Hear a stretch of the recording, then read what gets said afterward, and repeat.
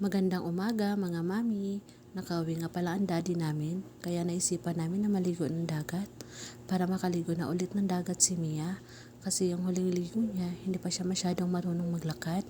Ang ganda ng dagat mga mami, napaka maaliwalas.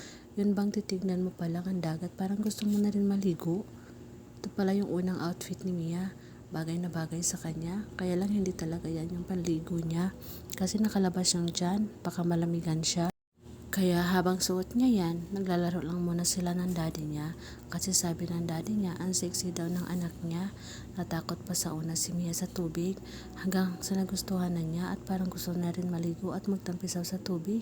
Tingnan niyo naman mga mami, sobrang excited niya at sobrang nag-i-enjoy na siya. Tingnan niyo naman yung mga ngiti niya sa mukha. Ang saya-saya niya talaga. At yung daddy namin, sobrang saya din. Siguro, napaisip siya na yung dating maliit na bata, ngayon nakaswimsuit na. At may patakbo-takbo pa talaga. Pero hindi talaga bumibitaw sa daddy niya. Para bang sinasabi niya na wag mo ko bitawan daddy, halika samahan mo ko. At si daddy naman, makikita mo talaga na sobrang saya niya din. Ang sarap lang sa pakiramdam na makita ko ang mag-ama ko na masaya. Masaya na rin ako. Laki talaga ang pagpapasalamat ko sa Panginoon dahil binigay niya sa akin yung isa sa mga pangarap ko. Parang gusto na nga talaga maligo ni Mia sa dagat. Pinalitan na nga namin si Mia ng final outfit niya. Kinuha na rin ni Daddy ang Hello Kitty niya na salbabida. Papunta na nga sila sa dagat. Tignan niyo naman mga mami. Napakaganda ng dagat. Napakalinaw ng tubig. Wala rin masyadong naliligo. Kasi weekdays, kaya wala masyadong naligo. Makita mo talaga na pareho sila excited maligo.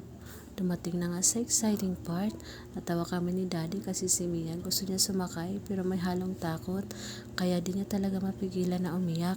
Siguro pakiramdam niya mahuhulog siya. Pero sinusubukan niya maging matapang at hindi matakot pero parang hindi kaya. Kaya binuhat na lang siya ni Daddy. Tingnan niyo naman mga mami. Makita niyo naman talaga sa mukha ni Mia na nag-i-enjoy siya kahit medyo may halong takot. Siguro dahil sa first time niyang sumakay ng salbabida, siguro sa umpisa lang siya takot. Kaya ginawa ni Daddy niya, pinagtatampisaw na lang siya sa tubig at nag-enjoy naman sila sobra dalawa. At hindi rin ako magpapahuli mga mami. Gusto ko sana sila yakapin kaya lang naisip ko hindi pala ako maliligo. Kaya kumaway-kaway na lang ako sa kanila. Tuwang-tuwa naman si Mia dahil nakikita niya si mami na sumasayaw sa harapan niya. Gustong-gusto niya kasi na sumasayaw ako sa harap niya. At saka ba parang tinatawag niya ako na halika mami maligo tayo. Kaya nakatingin na lang ako sa kanila. Masaya na ako sa nakikita ko na nag-i-enjoy sila dalawa. Tingnan nyo naman mga mami, tinuturuan siya ni daddy na maglaro sa buhangin. Kaya lang parang natatakot siya sa alon. Nakakatuwa lang tignan. Ang daddy namin sobrang effort talaga sa paglalaro para lang ma-enjoy ni Mia yung dagat. At may paikot-ikot pa talaga ang daddy namin. Nakakatuwa tignan. Parang sinasabi ni Mia, habulin mo ko daddy, habulin mo ko daddy. Ganito pala ang pakiramdam ano, pag may kasama ka ng anak na maligo sa dagat. Ang saya, dati, pag maligo kami ng dagat, kami lang dalawa ni daddy. Tapos, pag makakita kami ng may anak, nasasabi namin sa sarili namin, someday magkakaroon din tayo ng anak.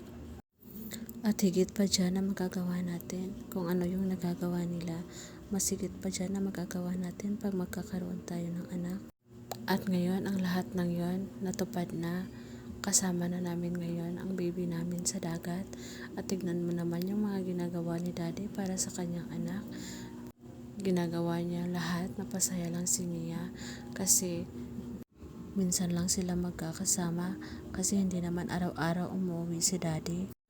Kaya pag nakauwi siya, binibigay niya talaga lahat ng oras niya sa amin ni Mia. Hanggang dito na lang mga mami. Kasi uuwi na kami kasi parang giniginaw na si Mia. Kailangan na namin siyang palitan. Paalam!